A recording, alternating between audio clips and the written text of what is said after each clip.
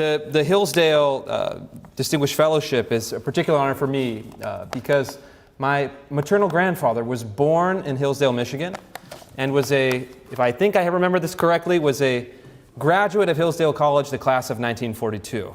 And so it's quite an incredible thing to have gone, last year to teach a one-credit course to the college, and to see Hillsdale and to imagine what it was like in the 1930s in the Depression when he was growing up, and in the 1940s and after the war when he came back. And so it's kind of a nice family angle. But those happy and maybe halcyon memories aside, we're here to talk about something very serious, something very dark, and something that is threatening families and kids all over the United States. You've seen it with activist teachers pushing radical gender theory in the classroom. You've seen it with so-called trans influencers polluting TikTok and other social media platforms. And you've also seen it, unfortunately and most grotesquely, in major children's hospitals across the country, which are cutting up kids in the name of so-called gender-affirming care. And so what I've been working on the last year, among a few other projects, is to try to figure out where this ideology comes from, how it attained power, and then most importantly, how it can be stopped. The story goes much deeper than you might imagine, and I'd like to take my 20 or 30 minutes tonight to tell you the basic story of trans ideology and how it migrated into the classroom, how it migrated into the operating room, and really how it came to conquer a vast portion of the American mind. The first step of this is to understand what you might think of as Transgenderism 101. It's to understand the ideology, and it's to understand it ideologically first and foremost because it is not a sexual orientation. It is not even per se a romantic desire. What it is a political belief system that merges ideology with technology with power. And the intersection of those three forces is really where it's been most successful. If we go back to the late 1980s, you see a group of writers and queer theorists and gender theorists, including Judith Butler, Gail Rubin, Sandy Stone, and Susan Stryker, who established the disciplines of queer theory and transgender studies. The basic argument is something I think by now many people are familiar with, that gender is a social construct that's used to oppress racial and sexual minorities, and the categories of man and woman represent a false binary that must be shattered in order to break the broader system of heteronormativity, a very fancy, multisyllabic, Latinate word for something that maybe in the Black Panther era they would have said very clearly, the white male heterosexual power structure. That's really what they mean by that. And these gender theorists, and then the transgender theorists after them, made the case that all of these systems are arbitrary, they're contingent, they're infinitely malleable, they're unrelated to human nature, which they take as a myth. And so the most dramatic way for them to deconstruct gender, sex, man, woman, is through transgender ideology, and then of course through transgender practice. And the basic gambit here is that if a man can become a woman, and if a woman can become a man, the entire structure of creation can be subverted. I'd like to quote briefly one of the most influential figures in this movement, a man called Susan Stryker, male to female transgender professor, one of the founding theorists, who describes his work as, quote, a secular sermon that unabashedly advocates embracing a disruptive and refigurative genderqueer or transgender power as a spiritual resource for social and environmental transformation. Stryker has taken on some of the verbiage of Judith Butler, very much kind of dense and jargon-laden text. But in another essay that I think is even more important, Stryker appeals to none other than Dr. Victor Frankenstein as inspiration. This is not something that you would see today. Today, it's gender-affirming care. It's taking care of kids. It's someone was born in the wrong body. Almost nursery rhyme language to make the transgender ideology and practice seem social scientific, to seem medical, to seem anodyne, to seem unthreatening. But in the 80s and 90s, the true nature of transgender ideology was revealed in stark terms. Stryker argues that the transsexual body is a, quote, technological construction that, in his framing, represents a war against Western society. Stryker writes, quote, "I am a transsexual and therefore I am a monster."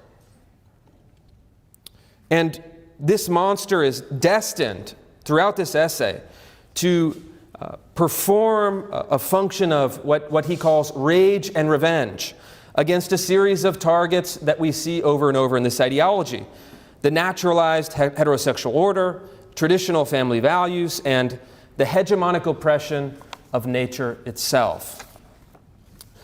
These are all of the targets of transgender ideology. And as you see over time, the goal of transgender ideology starts to merge with other elements of left-wing thinking. It takes on a racial component, trying to bring in the hierarchy, or rather the hierarchy of oppression of race. And it also starts to bring in a specific ideological objective. There was a book, a collection of essays titled very bluntly and very straightforwardly, Transgender Marxism, in which activists believed that in order to truly abolish heteronormativity, you had to also abolish capitalism. So, you think about it, quite ambitious.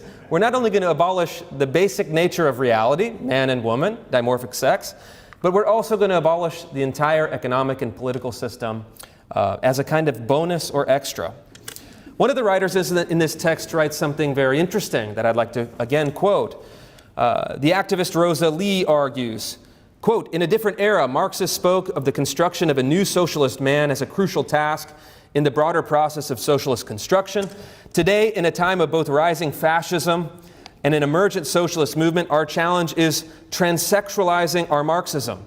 We should think the project of transition to communism in our time, communization, as including the transition to new communist selves, new ways of being and relating to one another."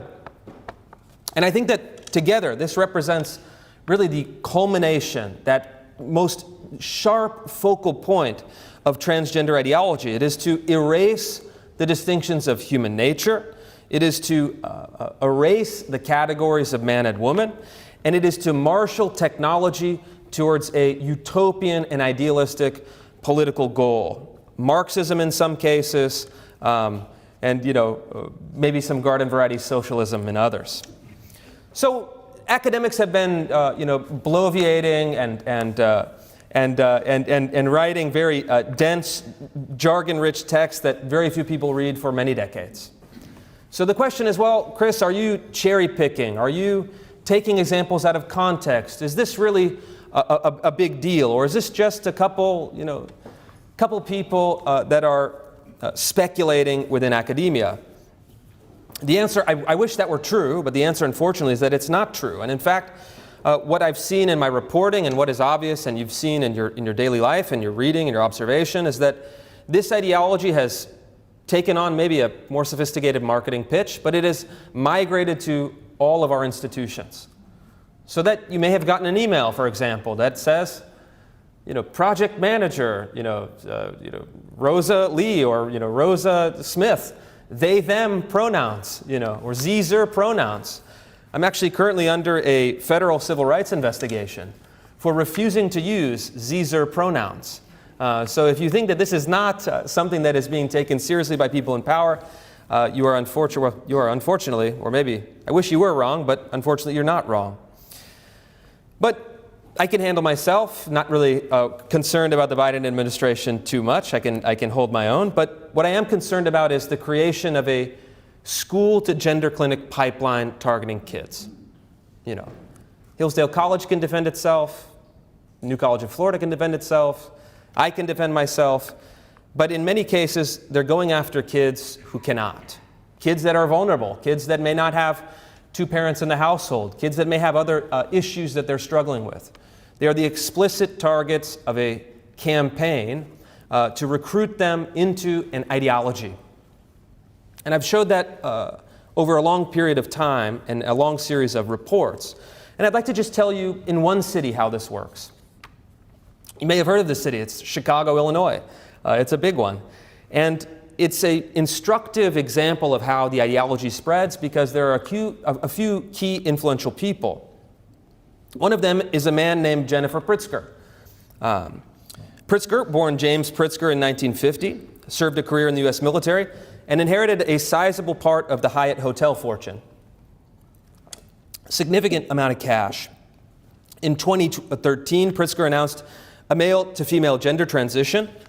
He was heralded by newspapers as the first trans billionaire, kind of a distinction of some kind. But whatever a middle-aged man wants to do, okay, it's his own private time and dime. Perhaps some latitude should be afforded. But for Pritzker, this wasn't merely a personal decision. This was an ideological commitment. He began donating untold millions of dollars to universities, schools, hospitals, and activist organizations to promote queer theory and transgender medical experiments. Meanwhile, another gentleman named J.B. Pritzker, his cousin, the governor of Illinois, signed legislation pushing gender theory in the state curriculum and directing state Medicaid funds towards transgender surgeries. So you have a kind of inside-outside game in politics and philanthropy, funding all of these institutions, creating a core of activists, and then deploying them in public schools through these partnerships, as well as in other institutions. The materials that are produced by some of these organizations, including Lurie Children's Hospital, the largest hospital in Chicago, are quite shocking. I did a story uncovering these documents that were provided to me by a source. And what they've done is quite interesting. They've recruited radical gender activists onto the hospital staff, people with no medical training, no medical job, no medical function, pure activism, laundered through the legitimacy of the largest children's hospital in the city. So they've taken it out of the ideology of Susan Stryker bellowing, "I am a monster," and appealing to Dr. Frankenstein. And now they're saying, we're going to work through the hospitals and through the schools and legitimize this ideology using those means of transmission. So what kind of materials are they pushing in Chicago's elementary and middle and high schools? Cover your ears if you're bashful, but they were not only exposing children to trans ideology, but to kink, BDSM, breast binders, and artificial penis packers. Their goal, and they say this explicitly in the material, is to disrupt entrenched norms in Western society and to guide vulnerable students, for example, those who might suffer from anxiety, depression, autism, in particular we've seen, towards gender medicine as the cure. And this also became policy at many of these public schools that invited Lurie Children's Hospital in to do these activist training sessions. And in fact, the Chicago Public Schools explicitly adopted a policy that teachers and counselors and administrators in their public schools were required to, they say, maintain the privacy of students, but I would actually say more accurately, they were empowered to facilitate child sexual transitions and keep it a secret from parents. Getting over a cold, excuse me.